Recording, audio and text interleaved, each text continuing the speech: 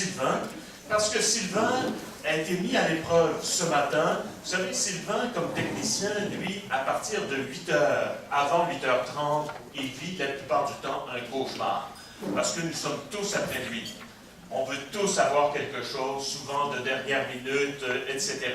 Et moi, pour donner le mauvais exemple, évidemment, j'avais quelque chose de dernière minute à lui demander, qui était la pièce d'Isabelle Faust.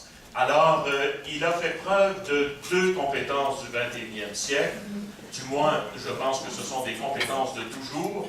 L'esprit de collaboration. Il m'a tout de suite accueilli avec un sourire. Merci Sylvain. Et deuxième compétence bien appréciée, résolution de problème. Donc, devant un problème technique, bon, on avait du mal à trouver la pièce en question. Bref, toujours avec cet esprit de collaboration, je remercie Sylvain de cette mise à l'épreuve des 2 compétences du 21e siècle, collaboration, ainsi que l'esprit, donc, résolution de problèmes. Deuxième chose, vous avez vu probablement, c'est à la presse aujourd'hui, à la une, l'histoire de cette prof de secondaire 2, Cathy Dufaux, professeure de français, qui quitte le métier après 24 ans de service. Elle est en secondaire 2, elle était, dois-je dire, elle essayait de faire lire ses élèves, et semble-t-il que sur une classe de 30, il y en avait 5 à peine qui lisaient, les 25 autres, elle ne parvenait pas à maîtriser la situation. Bref, elle n'en pouvait plus. C'est dire à quel point, même si on a 24 ans de métier derrière soi, il arrive parfois que le découragement l'emporte. Ce qui nous force à placer peut-être au cœur de nos travaux également 2 autres compétences. La première étant la capacité de se remettre en question, ce qui est extrêmement difficile. Dieu sait que c'est difficile. Et la seconde, qui est tout aussi importante, sinon plus, c'est veiller sur son bien-être avant que ça craque, avant que les choses sautent et qu'on soit en mesure, peut-être, de développer davantage entre nous cet esprit de collaboration, ce que vous faites actuellement en étant à ce concret. Troisième chose que je veux vous dire, c'est Madame Pinault, je vous disais, elle est aussi musicienne.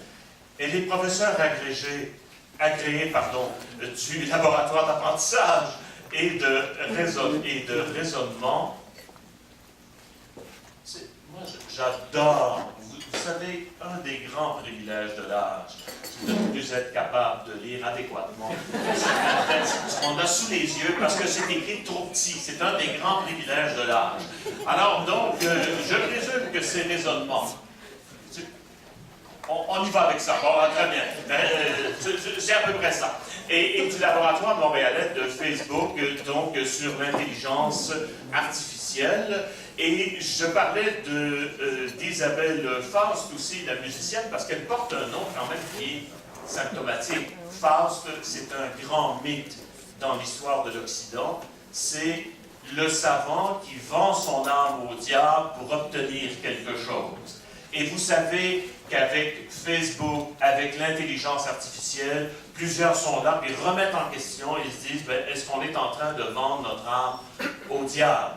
Déjà à la Renaissance, Rabelais disait « Science sans conscience n'est que ruine de l'art ». Je suis convaincu qu'après avoir entendu Mme Pinault, vous constaterez qu'elle donne tort à ceux et celles qui croient qu'être spécialisé en intelligence artificielle, ça veut dire être dénué de toute conscience morale. C'est avec grand plaisir et grande joie que nous accueillons aujourd'hui Mme Joëlle Pinault.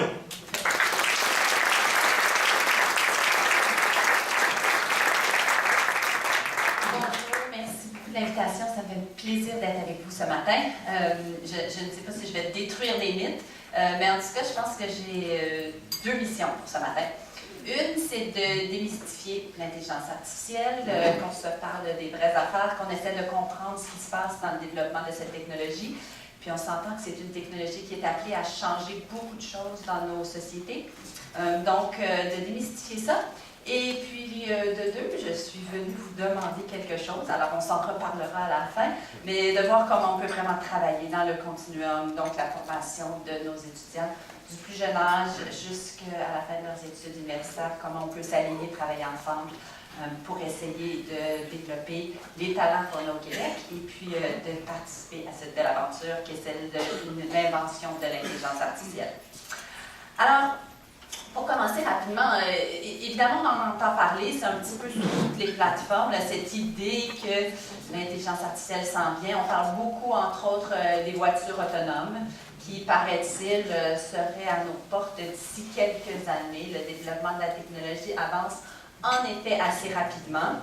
On parle aussi de toutes sortes d'agents, des fois des chatbots, d'agents automatisés avec lesquels on peut converser.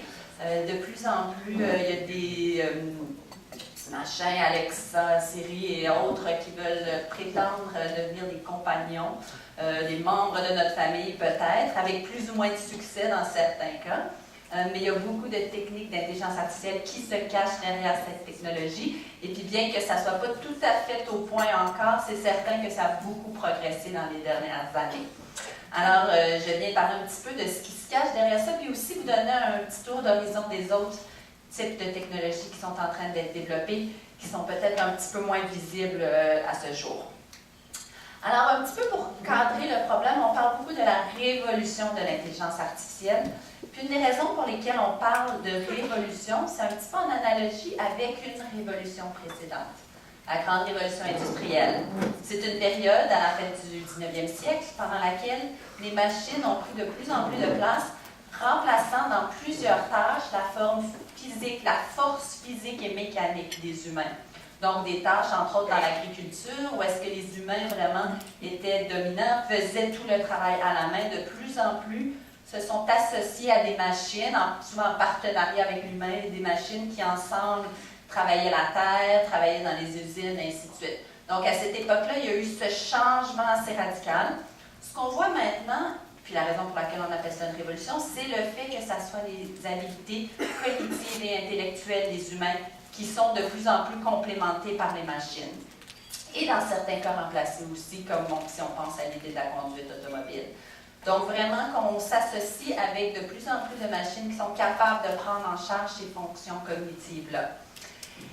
Et puis c'est pas seulement le fait que ce soit les fonctions cognitives qui soient prises en charge, c'est aussi le fait que cette idée-là, cette transformation-là, s'observe ou s'observera dans plusieurs sphères de notre société, dans plusieurs sphères du monde du travail, ainsi que dans notre vie plus personnelle et sociale. Alors, qu'est-ce que c'est que l'intelligence artificielle? On en parle, et puis des fois, on n'a pas nécessairement une définition là, sur le bout des doigts. Alors, permettez-moi de retourner un petit peu dans l'historique de la chose. Le terme lui-même, le mot intelligence artificielle, a été inventé en 1956. Dans le cadre d'un congrès, un peu plus petit que celui d'aujourd'hui. En fait, il y a un chercheur qui est à l'université de Dartmouth aux États-Unis, pas très loin d'ici, pour ceux d'entre vous qui ont déjà pris la route pour Boston. Alors, à cette université à Dartmouth, le chercheur a convoqué une douzaine des meilleurs chercheurs, en ce temps-là, qui étaient plus dans les sciences, les mathématiques, les a appelés, les a invités, disaient, venez chez nous, on va faire pendant 2 mois une étude sur ce sujet qui était à l'époque pas très bien défini. Alors, vous imaginez une douzaine des meilleurs chercheurs au monde qui descendent sur un campus universitaire d'une toute petite ville, pas de téléphone cellulaire, pas d'Internet, pas de Netflix. Tout ce qu'ils ont fait, c'est plancher sur le domaine. Et puis, ils en sont ressortis avec ce mot-là, intelligence artificielle, mais aussi, en fait, avec toutes les bases de comment concevoir cette discipline, cette nouvelle discipline qu'ils inventaient à ce moment-là. Et puis, à ce moment-là, ils ont conçu ce domaine-là en identifiant des sous-parties du problème. Donc, l'idée étant, on veut construire, concevoir une machine qui aurait les capacités intellectuelles semblables à un humain. Alors, il faut décomposer qu'est-ce que ça veut dire. Alors, il faut que la machine soit dotée de mémoire, qu'elle puisse comprendre le langage, qu'elle puisse analyser les images, qu'elle puisse raisonner, qu'elle puisse formuler des plans, qu'elle puisse incorporer de l'information, se former une conception du monde et des concepts. Alors, tous ces petits secteurs-là ont été définis à ce moment-là. Puis après ça, pendant les prochains 30 ou 40 ans, la communauté de recherche en intelligence artificielle s'est plongée à résoudre ces problèmes-là en parallèle. Donc, il y avait des sous-communautés, une certaine communauté qui s'intéressait à savoir comment les machines peuvent comprendre les images. Une autre communauté s'intéressait à savoir comment elles peuvent comprendre le langage. Une autre s'intéressait à savoir comment elles peuvent jouer à des jeux, comme les échecs et les dames, qui étaient quand même assez compliqués.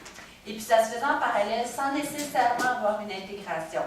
Quand on regarde l'intelligence humaine, évidemment, on est beaucoup plus fluide que ça. Bien qu'on ait certaines zones du cerveau qui sont associées à certaines capacités, cortex visuel, cortex auditif, malgré tout, il y a vraiment une intégration de toutes ces capacités-là dans la même personne. En intelligence artificielle, pendant plusieurs années, on était vraiment très fragmentaire dans notre approche. Et puis, de plus en plus, on commence à tisser des liens entre ces différentes capacités. Et puis, la technologie de pointe qui vraiment tisse ces liens-là, c'est ce qu'on appelle l'apprentissage automatisé, l'apprentissage machine. Alors que précédemment, l'apprentissage, le fait qu'une machine apprenne à partir de données, était un petit peu marginal. Quand on parlait de par exemple, comprendre les images et le texte, on y allait avec d'autres approches.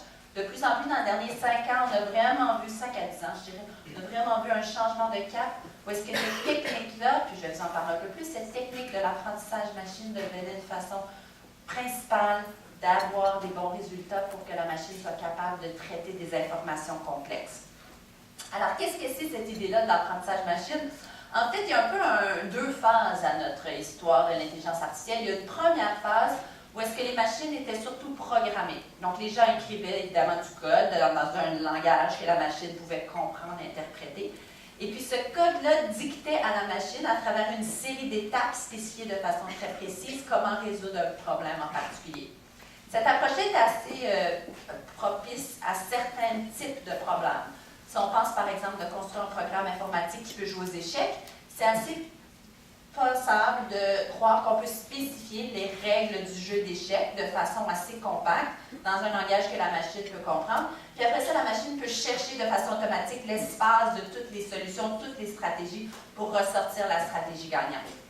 Quand on pense à des tâches, par exemple, qui sont moins bien définies, j'ai un exemple ici où est-ce qu'on utilise des machines pour trouver l'emplacement de tumeurs dans des images de cerveau. Donc, tous les cerveaux sont différents, tous les tumeurs sont différents, les qualités de l'image changent d'une machine à l'autre. Alors, dans un contexte comme ça, d'écrire un programme de façon précise, disant quelles sont les caractéristiques qu'il faut pour être capable d'éliminer une tumeur dans une image, ça devient beaucoup plus complexe. Et puis, on se retrouve, en fait, si on prend l'approche première, l'approche programmatique, on se retrouve avec des programmes qui sont vraiment pas satisfaisants, qui ne performent pas du tout au niveau de nos attentes. Alors, on s'est tourné vers cette approche de l'apprentissage machine, où est-ce que la machine reçoit des centaines, des milliers d'images. Sur ces images sont annotées de façon manuelle. Donc, il y a des experts humains, qui eux-mêmes ont regardé les images, ont identifié où était le tumeur. Cette information-là est passée à la machine et puis la machine déduit d'elle-même quelles sont les caractéristiques de l'image qui peuvent prédire l'emplacement et l'incidence du tumeur dans l'image. Alors évidemment, ça prend beaucoup de données. On parle des mégadonnées. C'est dans ce contexte-là de l'intelligence artificielle qui est entraînée avec de l'apprentissage machine que les données deviennent primordiales. Parlons-en un petit peu des mégadonnées. Alors, j'ai un graphique ici. Si on se situe, c'est écrit un petit peu en petit, là, mais si on se situe en 2018, on est en plein au milieu du graphique. Ceci, c'est les courbes de croissance des données disponibles. Il y a différents types de données. Il y a des données qui proviennent des vidéos, par exemple sur des plateformes comme YouTube. Il y a aussi des données de la productivité. Donc, ce sont toutes les données qu'on ramasse, par exemple, dans nos industries, dans nos villes, tout ça. Il y a des données des objets. Donc, on parle de plus en plus d'objets intelligents qui sont dans nos maisons, dans nos autos, nos téléphones, évidemment, toutes les données que ça ramasse. Alors, cette courbe-là, on voit qu'elle est en croissance exponentielle. Le bout du graphique, là, c'est 2025. Alors, ça, c'est l'étape où est-ce que plusieurs de vos étudiants vont encore être aux études. On ne parle pas de 2070, de 2100, c'est 2025. Alors, vous voyez, cette courbe des données est en croissance exponentielle. Et puis, ce qui nous interpelle, comme chercheurs en intelligence artificielle, mais aussi beaucoup d'autres gens dans l'industrie, c'est comment on peut aller soutirer de la valeur de ces données-là. Quand je parle de valeur des données, je parle évidemment de valeur économique, mais je parle aussi de valeur humaine et sociale. Comment on utilise ces données de façon à ce que ça puisse profiter aux gens, aux individus et aux sociétés qui les génèrent. Alors, ces données-là, si on regarde l'unité de mesure des données et le zettabyte, je ne vous ferai pas de quiz, c'est trop tôt le matin, là, mais le zettabyte, c'est un grand chiffre avec 21 zéros derrière ton 1. Alors, on s'imagine la taille de ça. C'est certain que je ne vais pas porter ça sur mon laptop.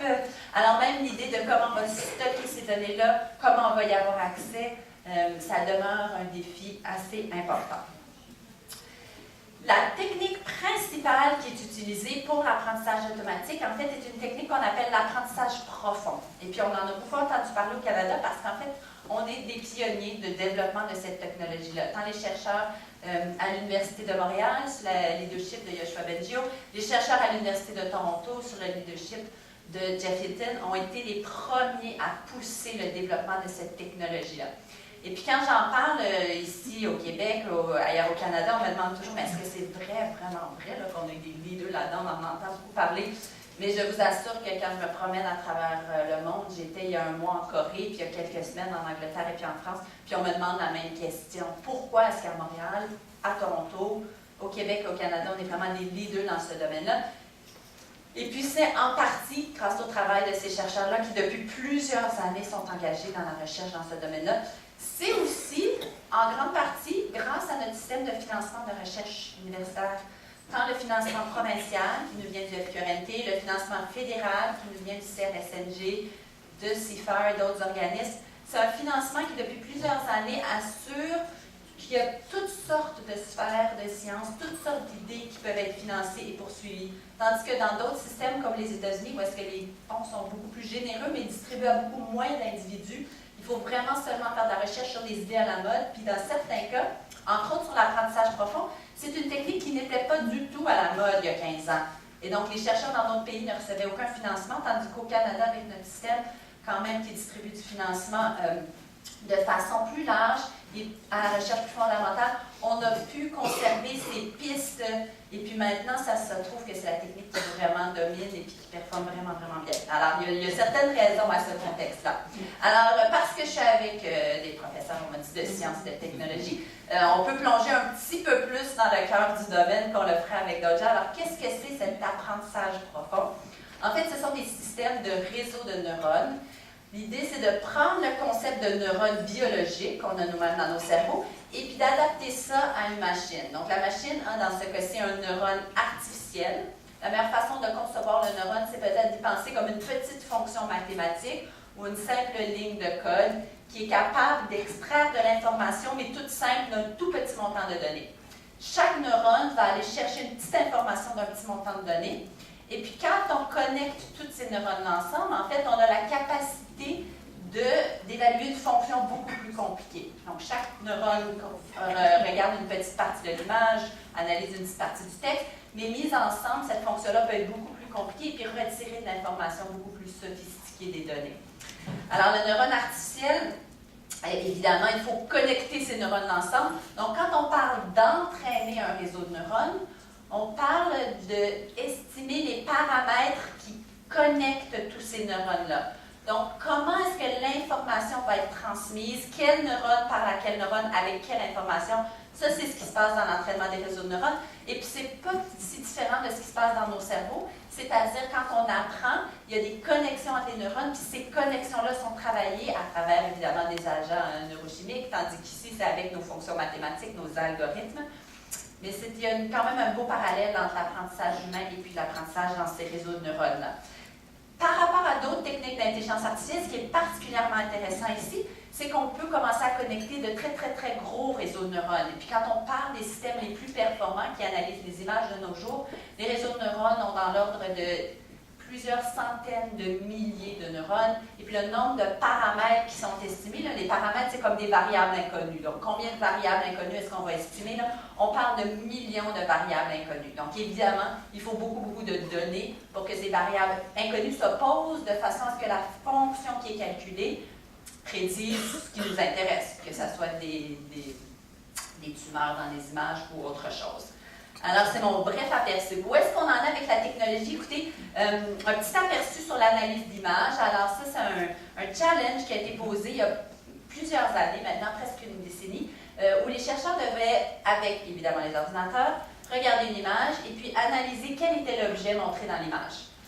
Il y avait, dans ce cas-ci, des centaines de milliers d'images différentes, puis il y avait à peu près 1 millier de catégories d'objets différents. Donc, on ne parlait pas juste de différencier là, des automobiles, d'un chien, il y avait 1000 types d'objets différents. Par exemple, il y avait à peu près une centaine de sortes de chiens différents, plusieurs types de plantes, ainsi de suite. La machine devait être très précise, là. Pas dire c'est un chien, mais dire c'est un poodle, puis celui-là c'est un labrador, et ainsi de suite. Alors, comme telle, la machine maintenant est capable d'identifier de façon assez précise, pas toujours exactement, là, mais de façon assez précise, plusieurs des objets présentés. Si vous regardez la troisième image de la droite, là, je pense que c'est un slug, une genre de limace. Et puis la machine se dit, ben, ça sent peut-être l'air d'un zucchini. Et puis, bien franchement, en tout cas pour ceux qui sont assis en arrière, là, c'est peut-être pas si surprenant que ça, là, un petit objet un petit peu plus sombre sur du feuillage vert. Alors même là où elle se trompe, la machine n'est pas complètement dans le champ. Alors, cette technologie-là qui nous a permis, en fait, d'avoir d'excellents résultats pour l'analyse d'objets dans les images, c'est une technologie qui est basée sur l'apprentissage profond. Et puis, avant 2012, les techniques qui étaient les meilleures pour analyser ce type d'image étaient vraiment basées sur une conception plus géométrique de l'image, pas sur de l'apprentissage. Donc, on se réfère à ma distinction entre les approches programmatiques et les approches d'apprentissage. Jusqu'en 2012, c'était vraiment des approches programmatiques. En 2012, une équipe dirigée par Jeff Hinton à Toronto est arrivée avec un résultat assez spectaculaire, montrant qu'on pouvait améliorer la performance du système par 5 %. Ça vous semble peut-être pas beaucoup, mais dans notre domaine, c'est énorme d'avoir une performance de classification qui s'améliore de 5 %. Avec des techniques d'apprentissage machine, ça a causé une révolution dans le monde de l'analyse d'images, avec beaucoup de combats à savoir est-ce qu'on devait avoir des approches plus classiques ou des approches basées sur l'apprentissage. Puis depuis 2012, ça s'est complètement résolu. Tout le monde est passé dans le bateau de l'apprentissage machine. C'est vraiment beaucoup plus performant. Alors, 2012, on a le premier résultat montrant que l'apprentissage machine est dominant. 2015, l'apprentissage machine continue à s'améliorer à chaque année. Puis on est à un niveau où est-ce que les machines performent aussi bien que les humains dans cette tâche-là. Depuis 2015, les machines dominent. C'est pas que les humains ne sont pas capables, c'est qu'entre nous, combien d'entre vous sont capables de distinguer 100 différentes sortes de chiens? Peut-être qu'il y a 1 ou 2 amateurs de chiens dans la salle, mais pour le reste d'entre nous, là, ça devient très technique et plus difficile. Tandis que la machine peut se spécialiser aussi bien dans les chiens que dans les fleurs, si elle est exposée à assez de données. Alors, au niveau du jeu des données, évidemment, il y avait des centaines de milliers d'images. Dans ce cas-ci, il y avait aussi beaucoup l'infrastructure de calcul, toute l'utilisation des GPU qui est devenue vraiment importante, qui est un type d'ordinateur qui permet un entraînement parallèle des réseaux de neurones qui a fait beaucoup de différence au niveau de la performance de nos algorithmes. Et puis ça, c'est la courbe qui montre l'amélioration. Donc, c'est le taux d'erreur qui descend graduellement année après année sur cette tâche-là. Donc, on continue à y travailler. C'est pas tout à fait parfait. On a encore quelques pourcentages d'erreurs, mais ça devrait s'améliorer.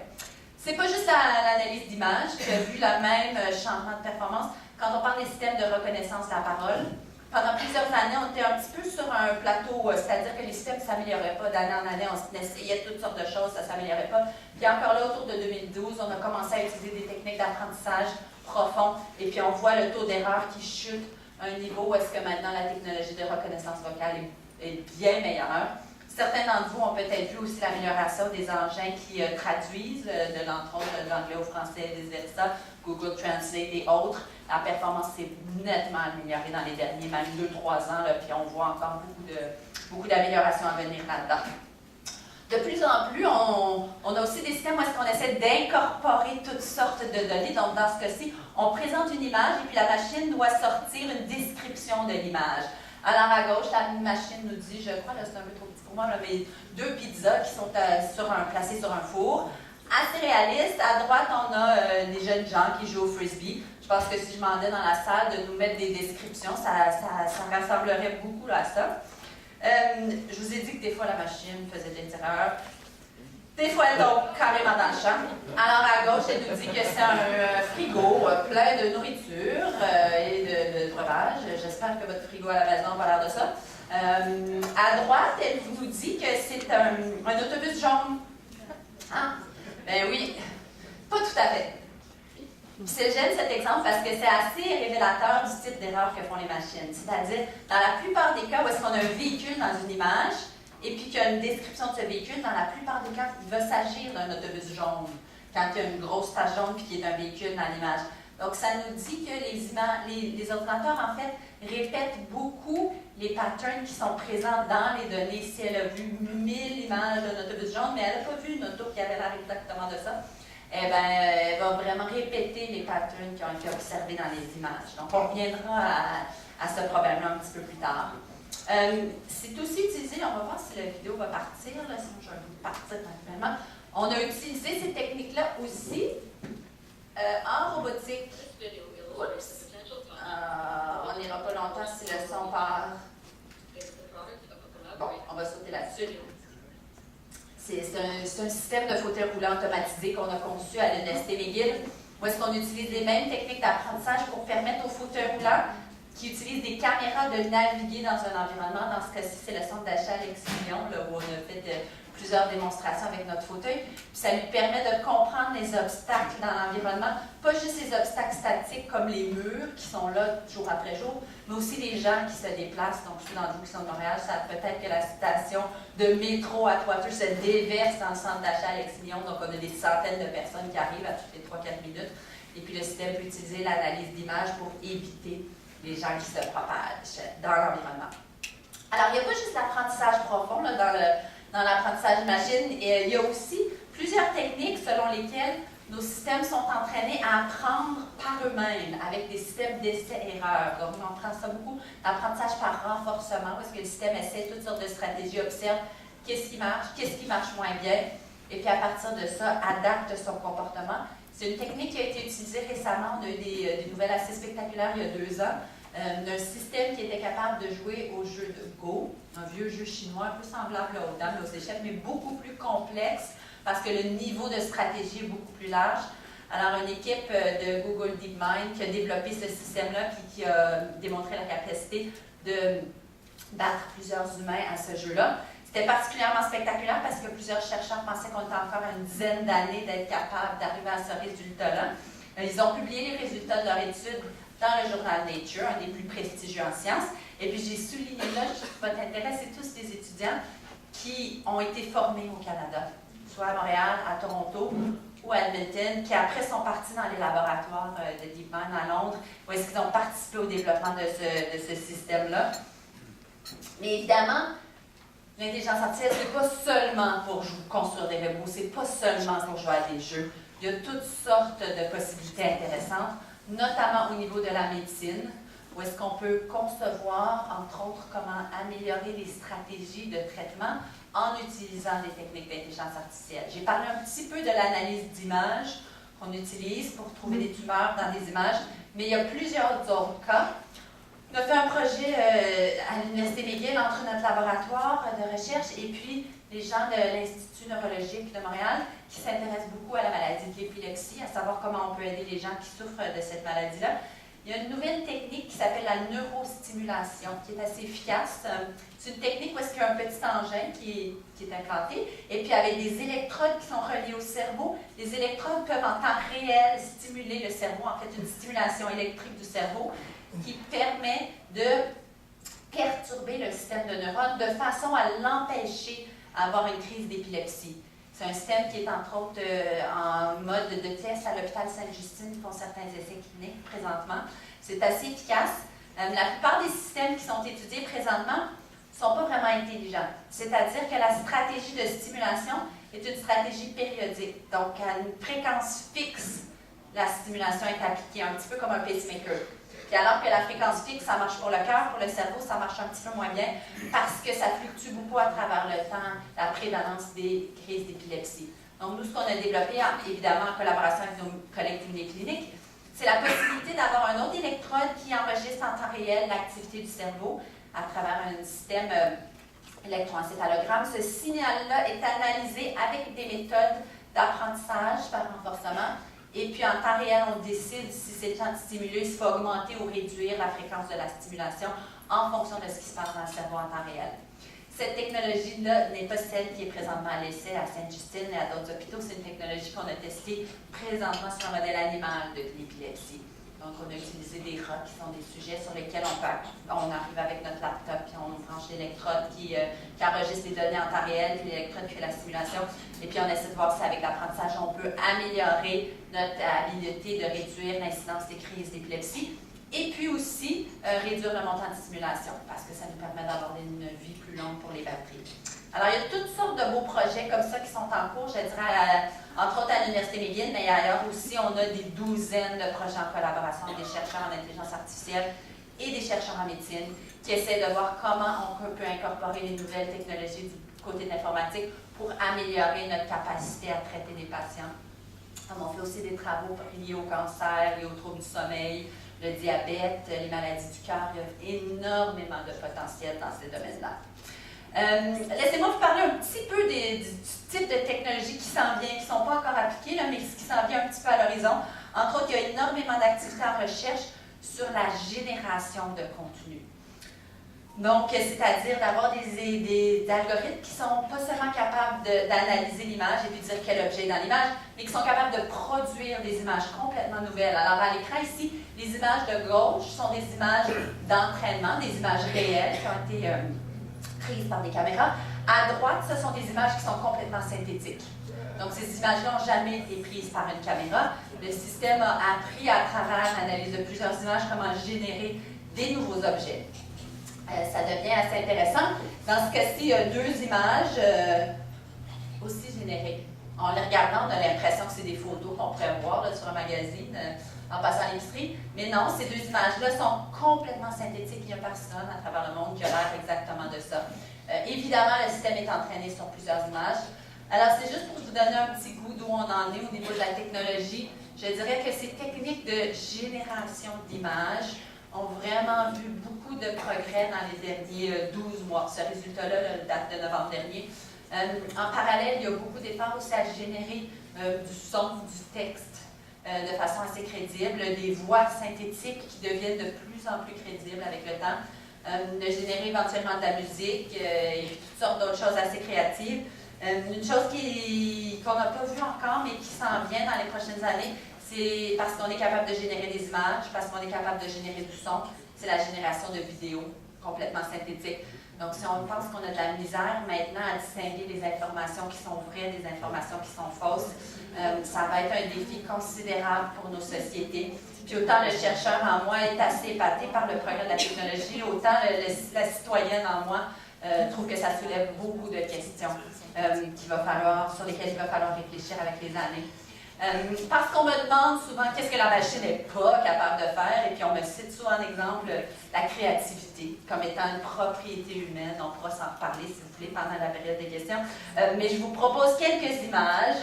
Vous reconnaîtrez sans doute certaines de ces images.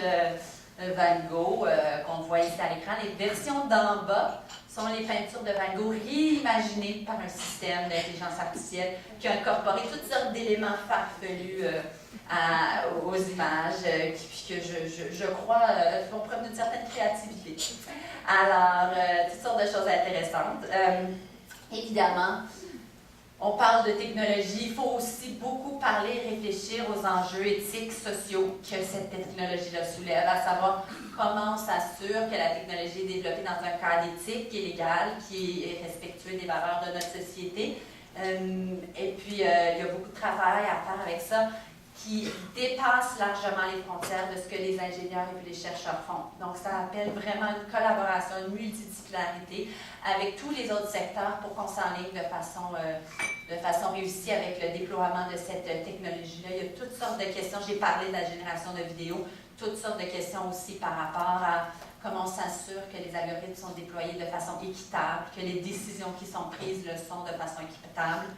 Comment on s'assure que les décisions sont transparentes, peuvent être comprises par les gens qui ont besoin de comprendre les décisions de la machine. Alors, il y a beaucoup d'enjeux qui dépassent ces frontières-là, puis sur lesquels il va falloir travailler dans les années à venir. On est quand même assez bien positionné et accompagné pour ça au Canada. Alors ici, on a en fait, moi je suis ici, je vous rencontre aujourd'hui, mais dans mon laboratoire, il y a des douzaines d'étudiants, puis dans les autres laboratoires, entre autres à Montréal, Toronto, Edmonton, mais aussi à Québec, à Sherbrooke, dans plusieurs autres villes. Il y a des groupes de recherche avec plusieurs étudiants qui travaillent là-dessus à travers toutes les années. On me demande des fois quel est le parcours là, pour accéder au profil en intelligence artificielle, par où il faut passer, qu'est-ce qu'il faut étudier. Alors, je dirais que la plupart des étudiants qui arrivent dans nos laboratoires d'intelligence artificielle viennent d'un profil universitaire informatique, c'est-à-dire qu'ils sont à l'école d'informatique à McGill, qui sont au département d'informatique, recherche opérationnelle à l'Université de Montréal, qui sont à Laval, au département d'informatique aussi. C'est la plus grosse majorité de nos étudiants. On a aussi un nombre assez important d'étudiants qui viennent des départements de génie, surtout génie électrique, génie logiciel. D'autres étudiants qui viennent aussi d'un profil mathématique, statistique. Et puis en moindre nombre, on voit des étudiants qui viennent d'économie, psychologie, linguistique, et ainsi de suite. Donc ça peut arriver, là, mais je dirais que la plupart, c'est le profil informatique. Et puis évidemment, des étudiants qui au cégep ont fait un profil plus sciences-nature. Ce qui est intéressant, c'est fascinant à McGill, on a sondé nos étudiants récemment, les étudiants qui sont dans le bac en informatique à McGill, et puis on leur a demandé, en rentrant à l'Université à McGill, est-ce que vous saviez que vous alliez finir en informatique? Plus de la moitié de nos étudiants ne savaient pas, en rentrant à McGill, que c'est la discipline qu'ils allaient choisir. Il faut dire que des fois, la discipline n'a pas toujours la meilleure réputation avec les jeunes, mais qu'à l'approche de la discipline, en connaissant un peu mieux l'informatique, les jeunes trouvent qui y prennent goût, que c'est intéressant, que c'est utile, évidemment qu'il y a de très belles débouchés d'emploi. Et puis les jeunes passent plus vers cette discipline-là. C'est encore plus vrai. Le nombre de 50 % c'est pris sur toute notre population étudiante. Si on regarde après ça les jeunes filles qui sont dans notre programme, je dirais qu'à 80 % en rentrant à l'université, elles ne pensaient pas qu'elles allaient finir en informatique. On n'en a toujours pas beaucoup. On a à peu près 30 % de jeunes filles dans nos programmes à travers toutes les années. 30 % c'est beaucoup par rapport à beaucoup d'autres universités. Mais c'est important de garder en tête que 80 % d'entre elles ne savaient pas qu'ils allaient faire un diplôme en informatique. Et puis c'est bien, notre programme est organisé pour que la porte reste ouverte pendant longtemps, alors que d'autres programmes, il faut se décider dès le premier jour à l'université qu'on va finir dans ce programme-là en informatique. On a construit le programme de façon à ce que les gens puissent faire passerelle dans le programme pas mal tout dans leur cursus universitaire. Alors, vu qu'on parle de parcours, des fois, ça peut être intéressant de juste partager un petit peu avec vous mon parcours, parce que je m'en viens à la partie où est-ce que je vais vous demander quelque chose. Donc, moi, j'ai grandi à Ottawa. J'ai fait un parcours secondaire dans une école francophone d'Ottawa, où est-ce que j'ai fait surtout de la musique. J'ai fait des heures de musique. J'ai fait tout mon conservatoire à Gatineau jusqu'à l'âge de 18 ans. Puis à 18 ans est venu un moment charnière, où est-ce que j'ai dû choisir entre poursuivre la musique. J'avais une offre à l'Université McGill au département de musique, ou partir dans un autre domaine. Et puis j'ai choisi à ce moment-là d'aller étudier l'informatique, plus précisément à travers un département de génie, d'aller à l'Université de Waterloo dans un programme qui s'appelait Systems Design. Et puis cette décision-là, on dit souvent que les jeunes ont besoin de modèles, ont besoin de savoir. Et puis c'était pas une Julie Payette qui m'a inspirée à faire ce choix-là, c'était pas une Marie Curie ou tout ça. C'était des professeurs de secondaire en mathématiques, en sciences, qui ont vraiment mis cette étincelle-là que peut-être que je ne voulais pas nécessairement pratiquer pendant 6 heures par jour, que j'aimais mieux faire des mathématiques pendant 6 heures par jour. Alors auprès des jeunes, c'est souvent les intervenants de premier plan qui leur mettent cette étincelle-là, à savoir qu'est-ce qu'ils devraient étudier. Puis dans mon cas, ça a complètement transformé ma trajectoire. Je venais d'une famille où il n'y avait pas d'autres scientifiques du tout, que ce soit dans quelques domaines que ce soit. Il y avait des fonctionnaires, il y avait des professeurs de langue, des musiciens. Mais je n'avais pas de ces modèles-là. Alors, pour plusieurs jeunes, je pense que vous êtes ces modèles-là. Après ça, après mes années à Waterloo en informatique, ça m'a amené à l'Université de Pittsburgh, aux États-Unis, où j'ai fait un doctorat en robotique, maîtrise et doctorat en robotique. Et puis, à la fin de tout ça, évidemment, j'avais plus ou moins le goût de passer le reste de ma carrière aux États-Unis. Alors, je suis revenue à Montréal, où est-ce que j'ai trouvé un poste à l'Université McGill. Et puis, je pensais finir ma vie, ma carrière là. Et puis, en 2017, est arrivée la possibilité, Facebook m'a contacté parce qu'ils voulaient ouvrir un laboratoire de recherche en intelligence artificielle à Montréal. Et puis, c'est à partir de ce moment-là qu'on a ouvert cette nouvelle aventure. Alors, on ne sait pas où ça mènera. Je pense qu'il me reste encore quelques années dans le domaine. Alors, ça devrait être intéressant. Mais donc, je pense que... Alors, je finis... un petit peu en vous disant, les débouchés d'emploi dans le domaine, vous savez sans doute, sont énormes.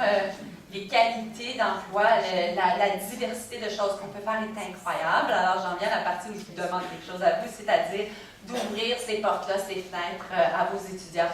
Parce qu'il y a énormément de travail à faire. Il y a du travail super intéressant à faire.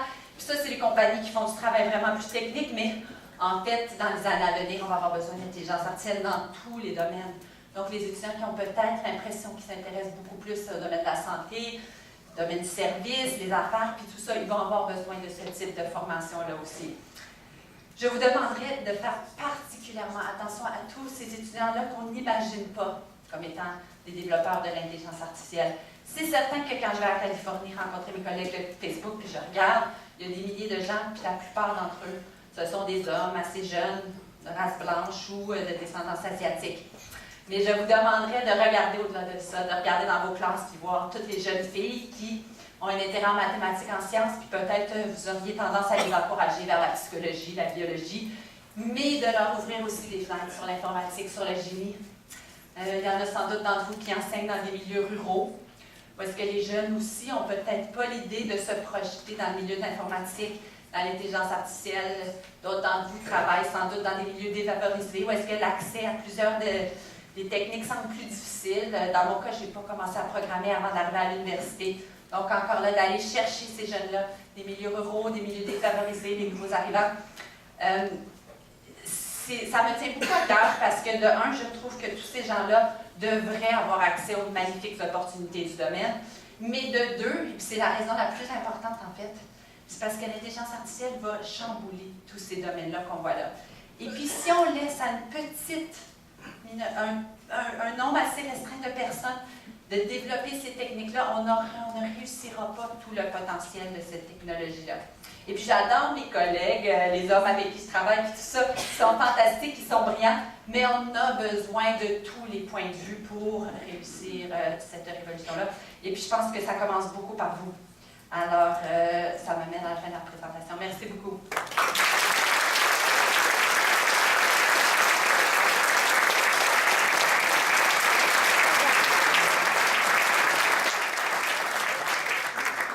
Merci. Écoutez, est-ce que vous m'entendez bien à l'arrière, même si je n'ai pas de micro? Oui. Bien, merci. J'ai du coffre. Alors, je vais demander à Anne-Marie de, s'il vous plaît, elle ne savait pas résolution de problème et collaboration. Merci. C'est très gentil, Anne-Marie.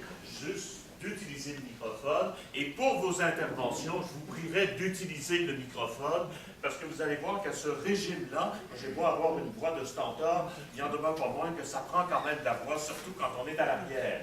Vous m'entendez toujours? Ça va? Très bien, merci. Alors, vos réactions, questions, enthousiasme, inquiétude peut-être, à la suite de l'intervention de Mme Pinault, que je remercie chaleureusement. Je fais juste vous signaler qu'au Québec, dans un rapport récent, les parents qui n'ont pas fait d'études post-secondaires, qui ont des enfants, seulement le tiers de ces enfants feront des études secondaires. Il faut quand même le signaler. C'est post-secondaire, pardon, post-secondaire. Donc, si les parents n'ont pas fait d'études post-secondaires, seulement le tiers des enfants de ces familles feront des études post-secondaires.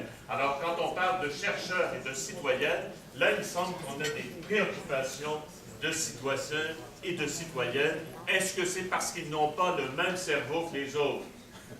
Bien sûr que non. Ont-ils les mêmes chances? Là, la question se pose. Bien, alors vos remarques, questions, commentaires, n'hésitez pas. On va aller vers monsieur, ensuite vers vous. Donc, Anne-Marie. Merci beaucoup, Anne-Marie. Vous voyez, vraiment, c'est une sprinter. J'irai vers les deux autres ensuite. Oui?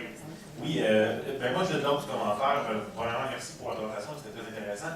J'ai aimé ça voir quelqu'un qui est dans le domaine partager les craintes par rapport aux aspects éthiques, aux aspects moraux, aux aspects d'information, tout ça. Je trouve ça bien quelqu'un qui ne fait pas juste dire non, mais c'est du super technologique qui dit ouais, mais il faut rester vigilant. Là-dessus, merci pour ça aussi, puis merci pour l'ouverture à la fin.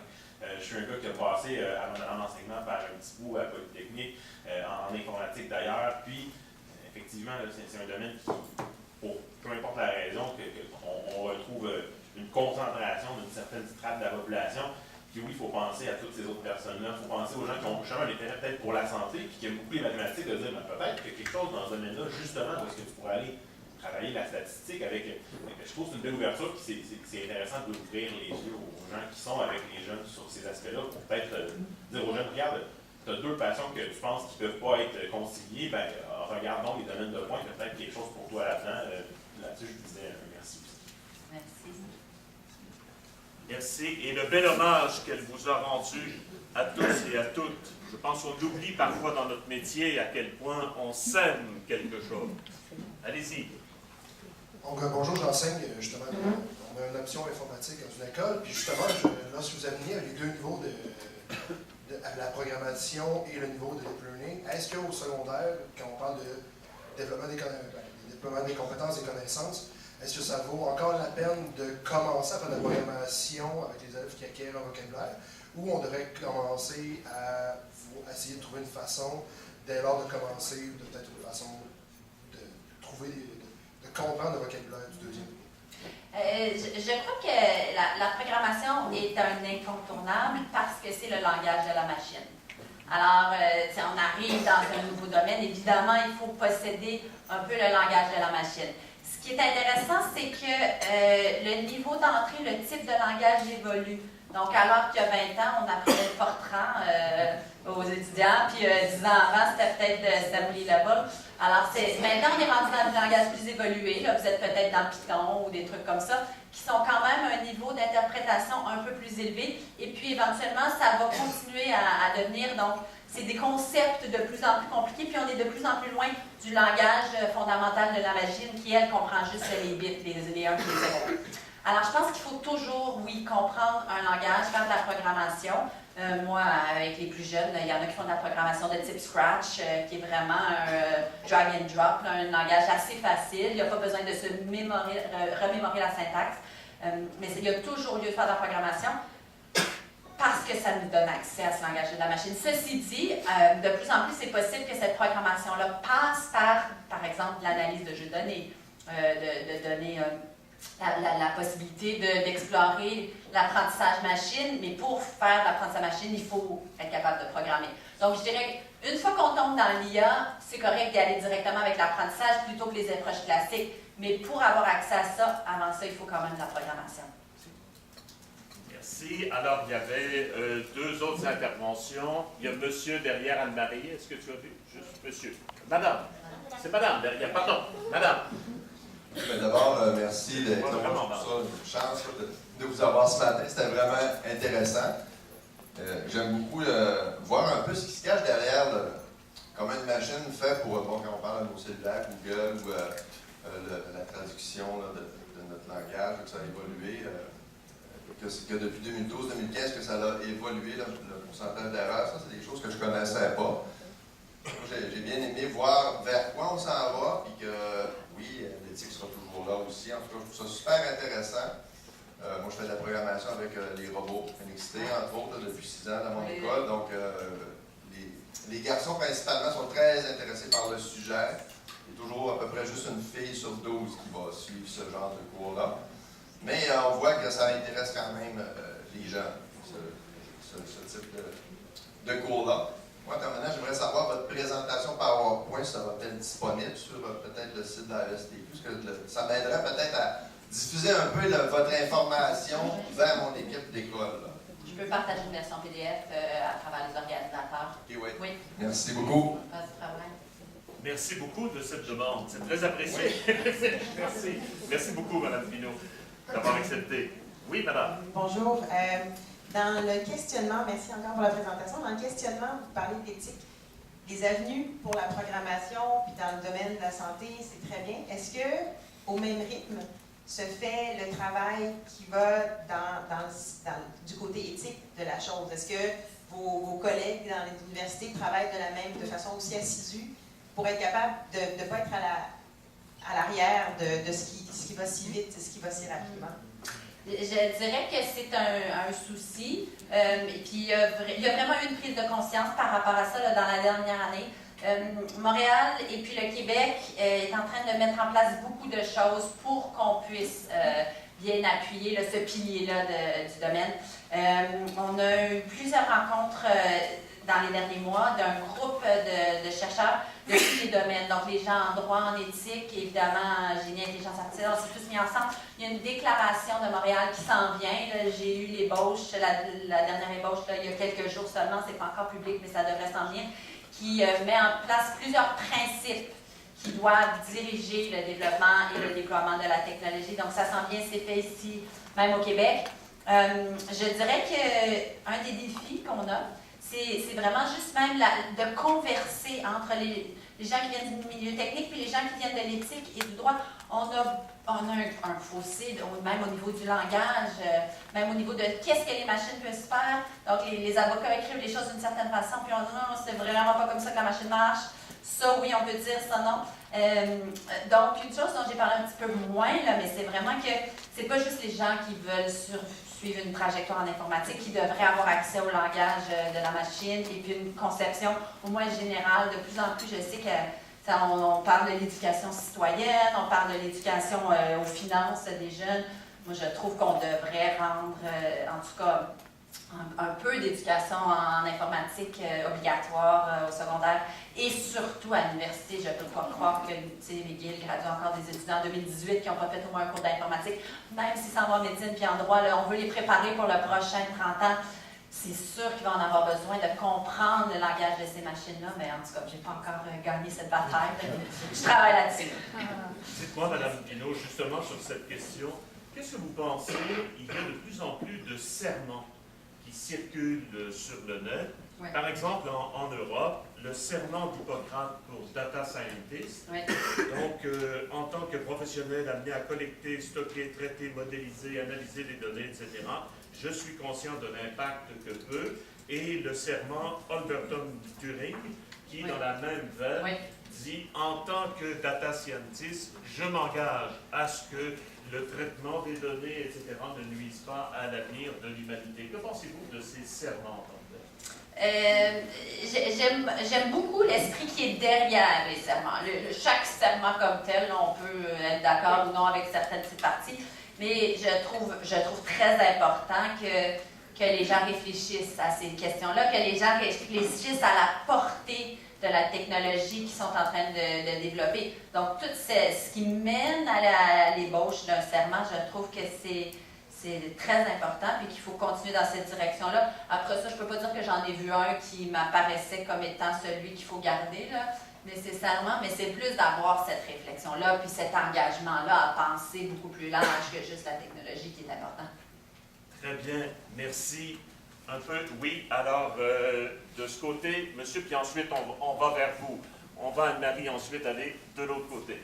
Bonjour, merci beaucoup pour votre présentation, super intéressant. J'aimerais vous entendre peut-être sur l'aspect législatif, les lois, parce que, bon, je suis conseiller municipal moi-même, et on parlait de strates de population tantôt qui sont très précises. Bien, en politique, c'en est une qui est très ciblée.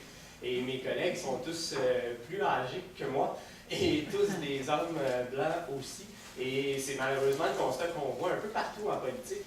Je pense qu'on est à des années-lumière derrière l'intelligence artificielle et ça me fait un peu peur au niveau législatif. Donc j'aimerais ça vous entendre là-dessus. C'est intéressant. Hier, j'étais à Ottawa puis je donnais, honnêtement, presque la même présentation à des gens qui travaillent dans les bureaux des députés. À Ottawa, la librairie du Parlement m'avait invitée et puis je donnais une conférence semblable.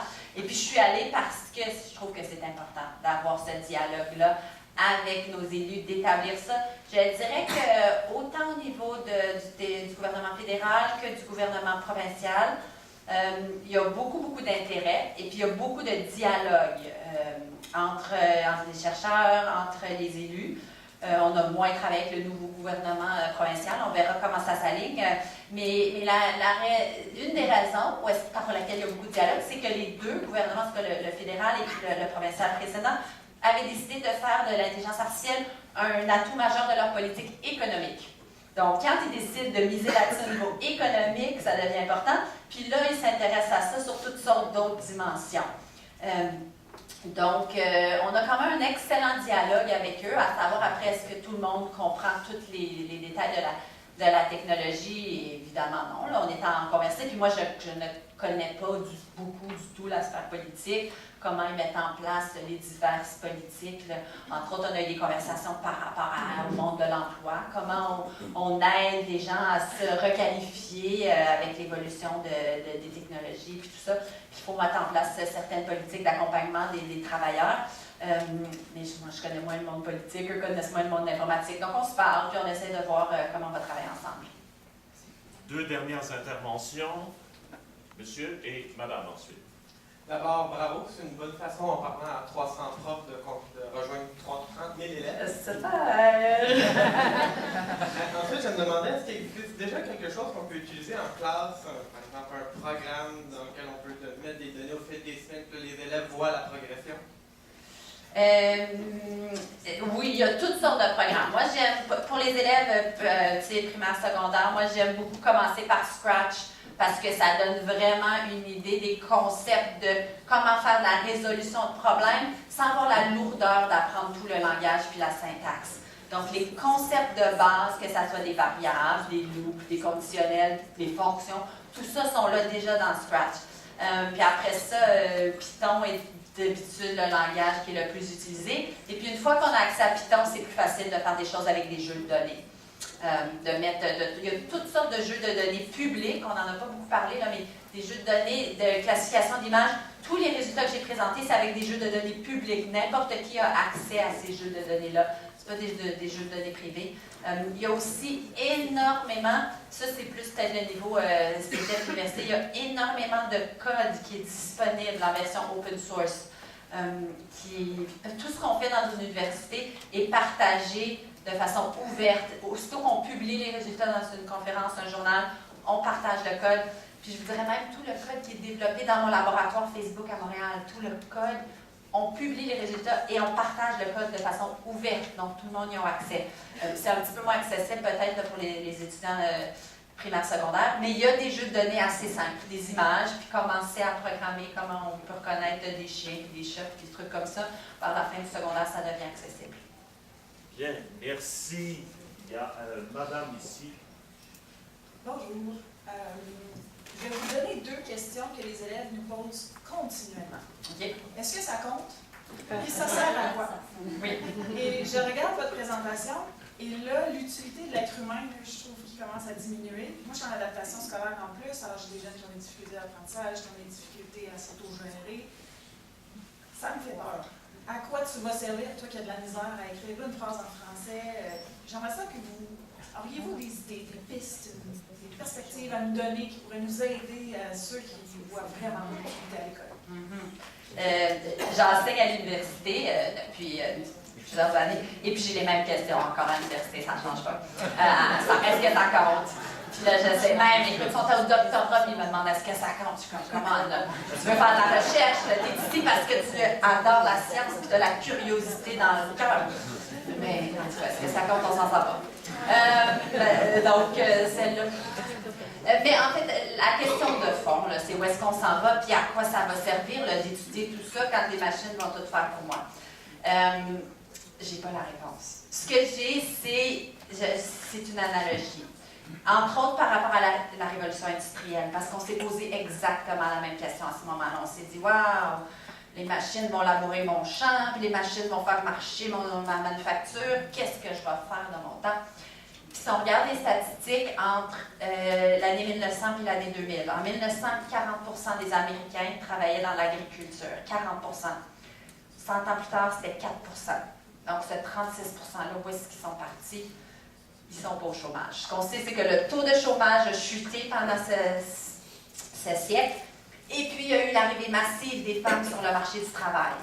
Donc, sans parler d'augmentation de la population. Donc, la société humaine a su, malgré ce changement-là énorme. Donc, moi, souvent, ce que je dis, c'est que de un, il va y avoir des changements, des bouleversements, c'est certain. Planifie pas pour les jobs que tu vois aujourd'hui, là. Les jobs que tu vois aujourd'hui, là, il y en a les 3/4 qui ne seront pas là dans 20 ans. Puis on sait le temps que ça prend des fois les études universitaires, ainsi de suite. Donc, planifie pour comme où est-ce qu'on s'en va plus tard. Puis de 2, ça veut dire qu'il faut des gens qui ont beaucoup de flexibilité, des gens qui ont de la créativité, des gens qui aiment communiquer, travailler avec les autres. Ça, c'est des choses qui ne se perdent jamais. Moi, j'encourage beaucoup de garder aussi longtemps que possible les qualifications à travers les domaines. Donc, lâche pas tes maths trop tôt, mais décide pas que tu veux faire des maths et des sciences, puis pas faire de cours de langue trop tôt non plus. D'avoir vraiment cette approche très large à l'éducation parce que les choses vont changer énormément. Merci. Peut-être sur ce plan, une chose, si vous permettez. J'ai vu une comédie dramatique récemment avec Isabelle Huppert. Ça s'intitule Mrs. Hyde, comme dans Dr. Jekyll et Mr. Hyde. Mrs. Hyde, c'est une prof de physique dans un lycée. Les élèves lui font vivre un enfer. C'est épouvantable. Et elle prend le chef de meute, si vous permettez l'expression, et elle l'amène à un moment donné dans son laboratoire, un simple tableau, et elle met au tableau 2 points qu'on peut relier par une diagonale, et elle met en dessous une barre horizontale. Et elle lui demande ceci: comment peut-on faire pour relier ces 2 points en passant par la barre horizontale? Et donc, lui, il ne sait pas, mais à force de lui poser de bonnes questions, petit à petit, elle lui fait comprendre le procédé des mathématiques. Le problème, vous le voyez tout de suite, c'est comment concilier un enseignement qui se doit d'être de plus en plus personnalisé dans le cadre d'un enseignement de masse. Parce que le problème, il est là. Quand on le prend seul et on l'aide à raisonner, il est capable de raisonner. Mais quand il est dans la masse, il fait comme les autres, et même il les entraîne. Alors, vous voyez, je pense qu'il y a des difficultés qu'on peut voir. Dernier point, si vous permettez, juste avant que vous ne partez, il y a cet ouvrage, je vous le signale, magnifique, de Stanislas Dehaene. Stanislas Dehaene est un neuroscientifique. Il conseille actuellement le ministère de l'Éducation nationale en France. Et Dehaene donne qu'est-ce que les neurosciences nous disent sur l'apprentissage aujourd'hui. La première chose qu'il signale, c'est l'attention. J'aimerais vous entendre là-dessus en terminant. Il pense même qu'on ne devrait pas décorer les classes pour s'assurer que les élèves soient vraiment attentifs et concentrés sur la tâche qui est à faire. Vous imaginez? On est à l'époque où on dit que les jeunes sont multitâches. Et lui, de nous dire comme neuroscientifique, s'ils n'apprennent pas à se concentrer le plus tôt possible, ils risquent d'être perdus. J'aimerais vous entendre là-dessus. Qu'est-ce que vous en pensez? Vous êtes mère de famille également pour vos enfants. Et vous savez que comme musicienne, c'est un des grands privilèges de quelqu'un qui apprend la musique. Il apprend très très tôt l'autodiscipline et la concentration. Je vais vous parler comme mère de famille plus que comme chercheur. On est déjà sorti là-dessus. J'ai 4 enfants, 2 au primaire et puis 2 au secondaire. Donc, en fait, j'ai pas de leçon à donner là-dessus. Tout ce que je peux seulement abonder dans le sens de ce que Stan nous dit, c'est-à-dire la capacité d'avoir de l'attention, de se concentrer est super importante, mais ça, vous le savez tous. Mais ce que je ne sais pas, c'est comment on développe ça dans nos jeunes. Si vous avez des trucs, arrêtez-moi à la sortie, s'il vous plaît, je vous en prie. Je crois que c'est un gros enjeu qui devient difficile avec toutes les plateformes électroniques puis tout ça. On va essayer de trouver solution à ça. Très bien. Merci beaucoup, Mme Pinault. Je rappelle que son collègue dont elle a parlé, Yoshua Bengio, est interviewé dans un document pour la science, donc la revue Pour la science, le magazine en hors-série sur les big data. C'est très intéressant. Et le récent numéro de Sciences humaines porte sur éduquer le conflit des modèles. On y parle entre autres de ces fameuses compétences du 21e siècle. Madame Pinault, votre enthousiasme est contagieux.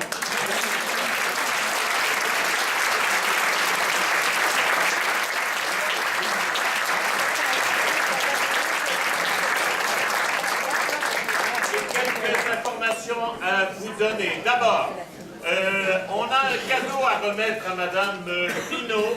On a un cadeau à remettre à Mme Pinault. Je vais lui remettre le cadeau.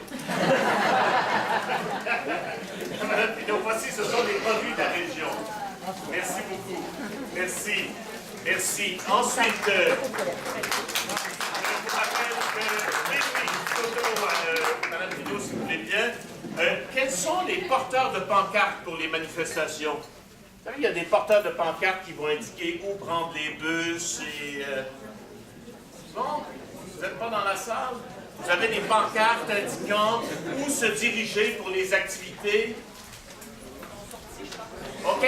Alors, ils sont peut-être dans le hall. Ils vous attendent. Ce sont des porteurs de pancartes. Ne craignez rien, ce n'est pas une manifestation. Ils vous indiquent si vous devez aller à l'extérieur, comment les suivre. Les pauses se prennent ici à l'arrière.